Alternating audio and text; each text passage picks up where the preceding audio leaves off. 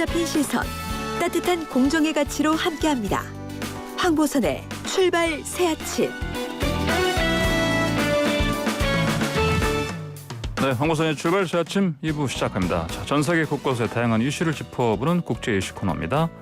자, 문희정 국제뉴스평론가 전화로 연결됐습니다. 안녕하십니까? 네, 안녕하세요. 예. 자, 먼저 조 바이든 행정부 들어서 처음으로 미중 고위급 회담 열렸지 않습니까? 네네. 이 소식 좀 알아볼까요? 그 뭐 난타전이니 어쩌느니 뭐 감정적인 얘기들도 왔다 갔다 하고.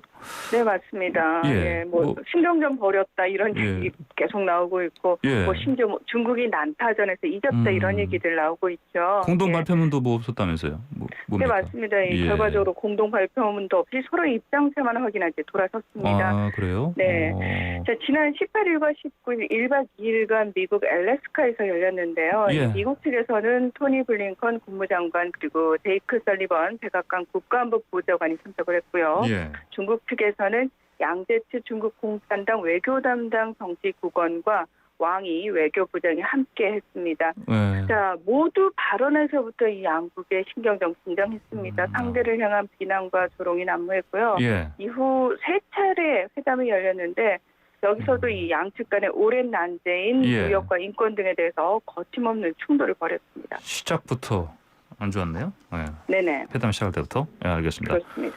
자, 그럼 회담 결과에 대해서 양국 뭐 다른 입장 보이죠?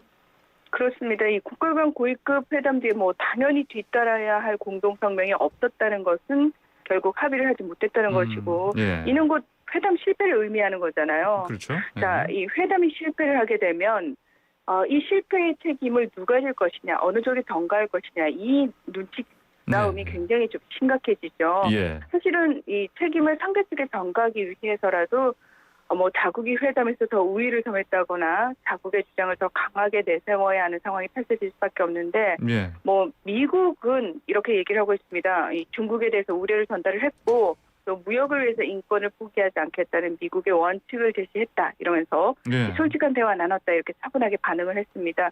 그런데 이런 분위기와 달리 중국은 관영 매체들이 일제히 중국 외교사에 기록될 회담이다 이렇게 아하. 평가를 하면서 예. 또 중국에 대한 편견을 바로잡는 계기가 됐다 이러면서 굉장히 큰 의미를 부여를 했습니다. 아, 그래요. 어허.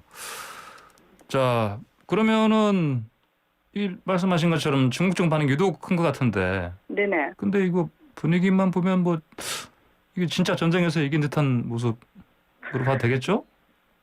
그냥 겉으로 그런 모습을 지금 중국이 만들고 있다. 사실 이렇게 평가를 하는 게 더 그래요? 맞을 것 같은데요. 예, 예. 왜 이전 트럼프 행정부 때는 미중 무역 전쟁을 비롯해서 4년 내내 중국이 미국에 제대로 맞서지 못하고 끌려다녔다라는 예. 비판이 중국 내부에서도 제기될 정도였거든요. 예. 그러니까 어느 정도였냐면 시진핑 주석이 이 트럼프한테 제대로 대응하지 못한다는 이유로 시진핑 주석에 대한 비판이 나올 정도였습니다. 예. 그렇기 때문에 이 내부 단속을 위해서라도 미국 행정부가 바뀐 것을 계기로 아마도 중국 측에서는 역공을 좀 벼르고 있었을 가능성이 상당히 큰데요. 네. 그러니까 실제로 중국 언론들은 작정한 듯이 이 중국 측 고위 인사들이 미국의 중국 기업을 향한 제재라든지 또 홍콩, 신장 위구르 인권 문제 제기에 대해서 직설적으로 맞서는 모습을 계속해서 언론을 통해서 공개를 했습니다. 예. 미국이 더 이상 중국을 함부로 대할 수 없다라는 예. 것을 확인한 회담이었다라는 프레임으로 언론과 학자들이 자화자찬을 하고요. 이런 분위기가 그대로 중국 인민들 사이에서 다양한 패러디와 애국주의 흐름으로 나타나고 있다는 건데요. 예.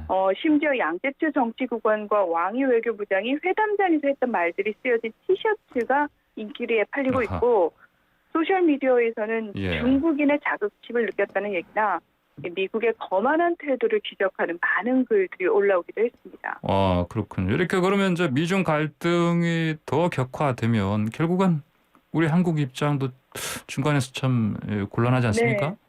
그런 우리 언론 기사도 굉장히 많이 나왔는데요. 예. 뭐 미중 무역 전쟁이라고는 하지만 결국은 패권 다툼을 하는 과정이거든요. 예. 따라서 미국의 공화당이라든지 민주당 모두 중국을 강제해야 한다는 데는 의견을 같이 하고 있습니다. 예. 다만 차이점이 있는데 바이든 행정부 들어서 이 화웨이에 대한 강도 높은 제재가 완화가 된다던가 또는 샤오미가 블랙리스트에서 해제되는 등 이 트럼프 행정부 때보다는 확실히 유화적인 정책들이 나오고 있는데요. 예. 이 많은 전문가들은 강하게 대치하는 모습보다는 서로 실리적 측면에서 협력하는 모습이 훨씬 더 많이 보일 것이다. 이런 예상을 내놓고 있습니다. 예. 양국이 적절하게 긴장감을 유지하는 선에서 아마도 공생 관계를 형성해 나갈 것으로 보이기 때문에 우리나라를 비롯한 인근 국가들이 받는 압박의 정도도 의외로 크지 않을 것이다. 이런 분석이 우세합니다. 아, 그래요? 알겠습니다. 자, 이번에는 일본으로 가볼까요? 그 일본 도쿄올림픽이요. 네네. 해외 관중 뭐 받는다 안 받는다 이런 얘기 있었는데 그럼 뭐 안 받는 거로 지금 결론 나왔습니까? 네, 그렇습니다. 이 코로나19 팬데믹으로 연기됐던 일본 도쿄올림픽, 패럴림픽을 일본 정부가 강행을 해서 예. 오는 7월에 열릴 예정인데요. 네네. 해외 관중은 받지 않고 또 일본 국내 관중 역시 절반 수준만 입장시키는 것으로 가닥이 잡혔습니다. 해외 관중 받지 않는다? 예. 네네. 이에 따라 해외에서 판매된 63만 장의 티켓에 대한 환불 절차도 진행될 것으로 보이는데요. 예. 자, 올림픽 유치를 통해서 일본 경제가 완전히 부흥했음을 국제사회에 알리려던 아베 신조 전 총리의 완전한 형태의 올림픽 개최는 결국 좌절됐다고 볼 수 있습니다. 그렇습니까?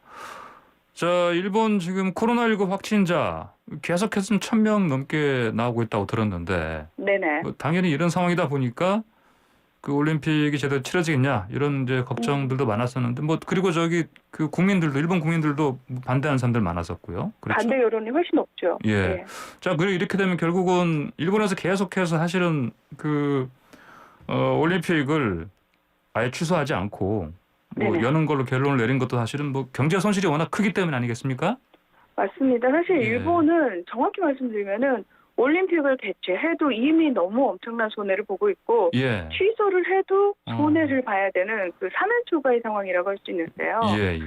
미야모토 가스히로 간사이대 명예교수는 이 해외 관중을 받지 않고 이 국내 관중을 절반만 수용했을 때 있는 경제적 손실이 1조 6,258억 엔, 예. 우리나라 돈으로 약 16조 8,800억 원에 달할 것이다. 이렇게 분석을 했고요. 그래요. 요미우리 신문은 해외 관중 포기가 일본 경제에 2천억 엔, 우리 돈으로 약 2조 7,600억 원 가량의 손해를 끼칠 것이라는 견해가 많다고 보도를 해놓기도 했습니다. 예. 자, 지금까지 일본 정부와 기업이 이 올림픽을 위해 투자한 돈만, 이미 들어간 돈만 39조 원에 이르고 있고요. 예.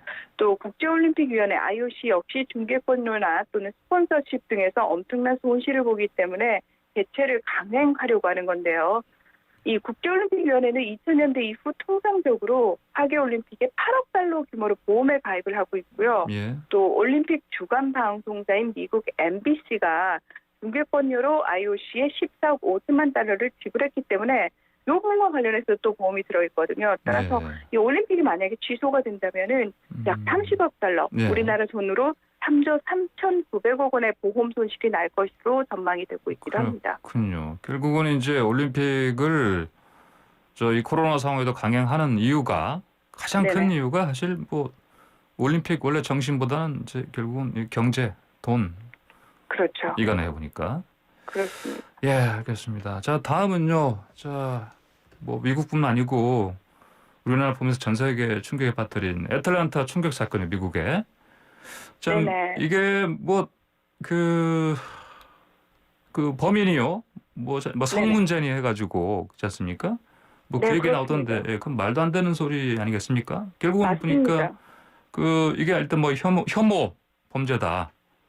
예, 이런 식으로 지금 문제가 지금 일단은 경찰에서도 수사를 좀 그쪽으로 맞춰서 할 가능성 높아지고 그러고 있는 거 같네 보니까요. 그렇죠? 네, 사실 이 사건에 우리가 더 주목을 하고 어떤 식으로 미국 수사 당국이 이제 결론을 내가고 있는지를 좀 더 눈여겨볼 필요가 있는데요. 자, 다시 한번 사건 개요부터 설명을 좀 드리면 지난 16일 미국 조지아주 애틀랜타 인근 지역에서 백인 남성의 총격으로 한국 여성 4명, 그러니까 토탈 아시아 여성들 6명이 숨지고요. 이 크게 8명이 사망을 하고 1명이 다친 사건이 발생을 했습니다. 미국 경찰과 수사 당국은 범인의 성중독이 범죄 동기라면서 사실은 범인이 그 사건 발생 몇 시간 후에 잡히는데 그때부터 이 얘기가 나오기 시작하거든요. 그러니까 증오 범죄는 아니다라는 식의 분위기를 계속 네. 풍겨왔습니다.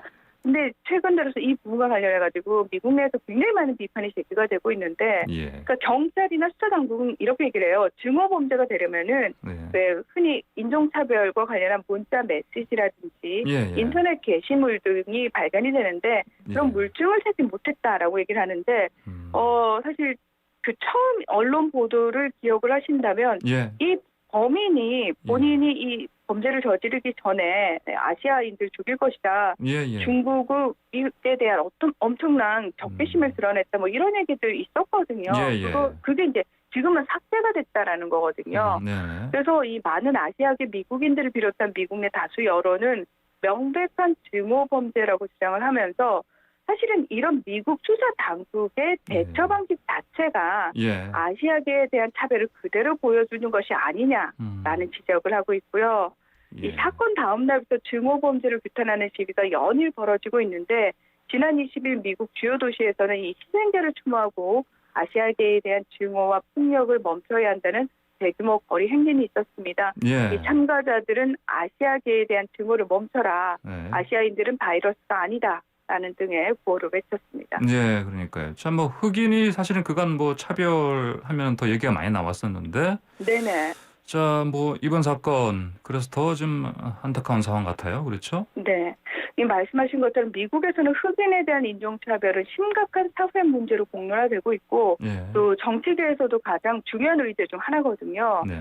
하지만 전체 미국 인구의 약 6% 정도를 차지하고 있는 아시아계에 대한 차별은 이미 굉장히 오래된 문제임에도 불구하고 제대로 된 통계조차 없을 정도로 예. 외면당해 왔습니다. 이 지난해 코로나19 팬데믹 이후 아시아계를 향한 증오 범죄가 증가하고 있지만 실제 기소라든지 처벌로 이어지는 경우는 거의 없다고 하는데요. 예. 네, 이 부분과 관련해가지고 지금 미국 내 아시아 태평양계 180여 개 단체가 굉장히 비판의 목소리를 크게 내기 시작했습니다. 네. 바이든 대통령과의 간담회에서 아시아계를 겨냥한 폭력 문제 대체를 위해서 3억 달러, 약 3,390억 원 규모의 별도 예산을 편성을 해달라. 예. 그리고 백악관 차원에서 이 정부 부처, 관련 부처를 다 모아서 특별 지원팀을 좀 구성해달라 이런 요청을 강도 높게 내놨습니다. 예, 알겠습니다. 네, 오늘 말씀 여기까지 듣겠습니다. 감사합니다. 네, 고맙습니다. 네, 지금까지 문희정 국제뉴스 평론가였습니다.